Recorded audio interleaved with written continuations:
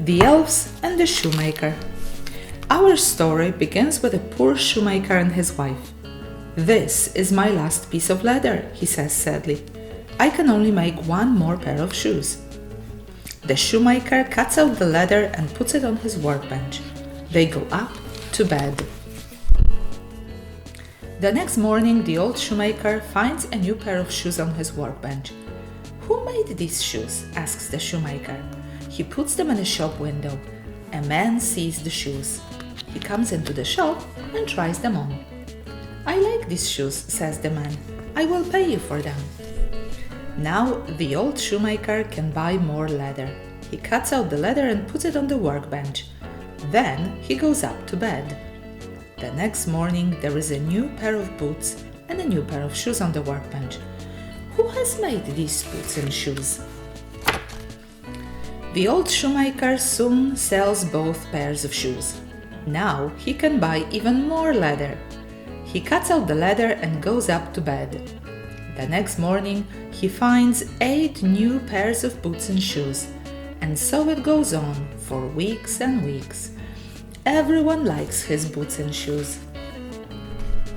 Soon they are rich, but they still don't know who's making the shoes. So they make a plan. The old shoemaker cuts out the leather and puts it on his workbench, but this time they don't go to bed. They hide instead. Now we will see who makes the shoes. The old shoemaker and his wife wait and wait. At last, the shop door opens and 2 tiny elves run in. They jump up onto the workbench and sew the leathers as fast as can be. Like magic, the shoes are finished. The elves dance a little jig on the workbench, tip, tip, tap. Then they jump down. The elves run away into the night. "Those elves are very kind to us," says the shoemaker. "Yes," says his wife, "but their clothes are old and thin. They must be so cold." The shoemaker nods his head. "The winter snow is on the ground and they don't even have any shoes," he says. "How can we help the elves?" The next day, the shoemaker and his wife get to work. What do you think they make? That's right, 2 tiny coats, 2 tiny pairs of trousers, and 2 tiny pairs of boots. They look just right for the elves. They put the presents on the workbench. Then they wait and wait.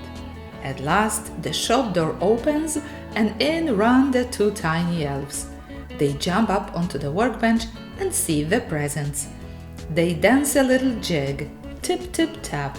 2 for you and 2 for me. The tiny elves put on the tiny clothes. They are just right, they say. They dance a little jig all along the workbench. Tip, tip, tap. "Thank you," they call as they jump down.